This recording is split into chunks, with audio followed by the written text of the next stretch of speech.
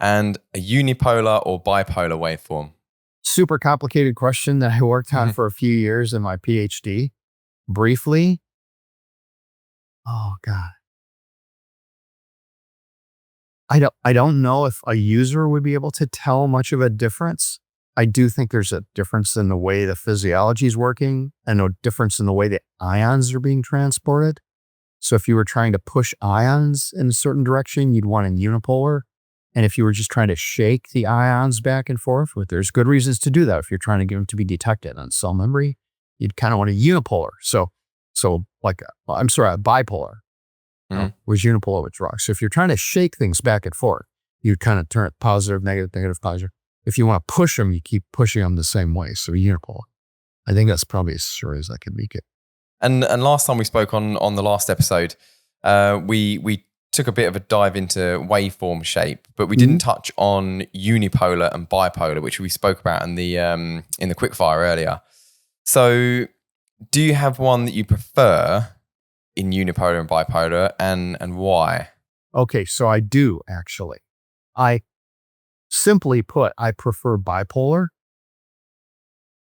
for almost all applications. And my reasoning for that is this kind of actually based on some of my PhD research, or where I was trying to use implantable muscle stimulators to maintain muscle mass. When your nerve is cut, but you want to keep the muscle active, enough nerve damage.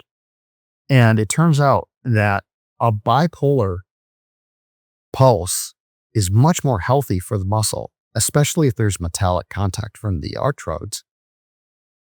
Because if you have a unipolar pulse, you're always driving the electrodes one direction to the other, which means one of those electrodes is a cathode, one of them is an anode, one of them is going to chemically degrade and dissolve, and the other one's going to accumulate metals. The anode generally seems to be the one that solves, the cathode is the one that collects.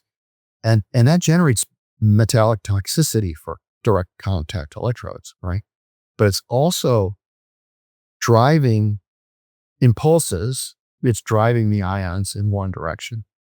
Now, what I think is happening, my scientific intuition based upon what I'm observing, but I haven't tested it directly, because this is something that will get somebody a Nobel Prize if they can prove what I'm about to say. If we win a Nobel Prize and you can do this, go for it, because I haven't figured out how to do it yet. But there's going to be, I think, our cell receptor, I think it's likely to be a G protein, to be honest, to look through them. And it's going to detect it hasn't been detected yet, but there's all kinds of cell sensors that we detect as time goes on. It's like, oh, wow, that's a voltage gated channel or something.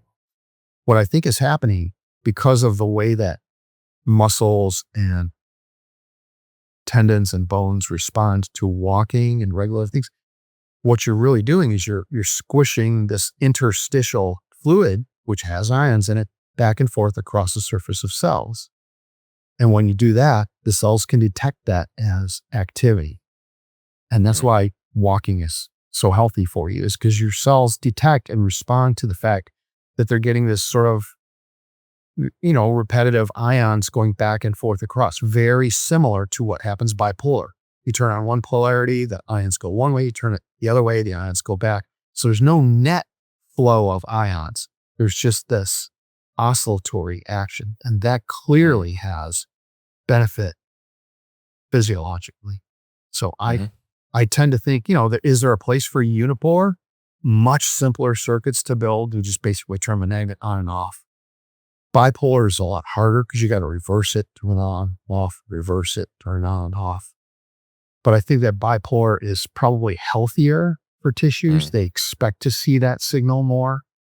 And just for people listening, what's your most basic explanation of a bipolar and a unipolar wave?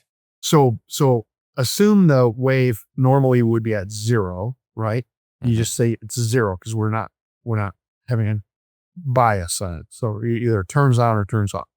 So like if I have coils here, right, and I turn them on and then turn them off, one of them is going to be like magnetic north, the other one will be magnetic south. Then I reverse it.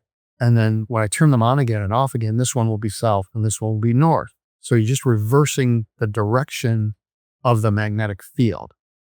When you do the calculus after that, it turns out that that induces ions to flow in one direction or in the other direction.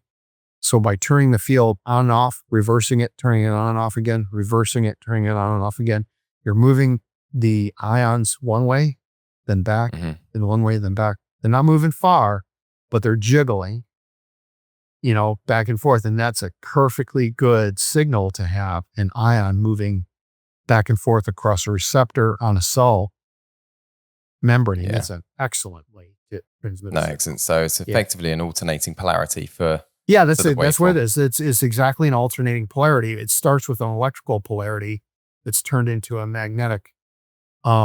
It's turned into a magnetic field, and then when the magnetic field gets into someplace that's got conductance, like physiologic fluids, goes back to alternating electric polarity. No, good.